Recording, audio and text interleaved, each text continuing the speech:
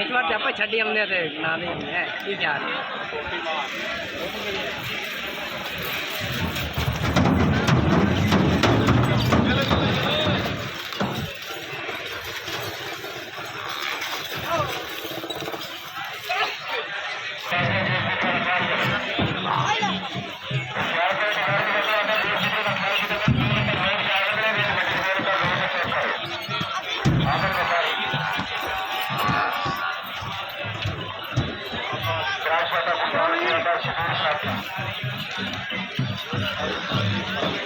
इन्होंने किन्ने पैसे दिते ने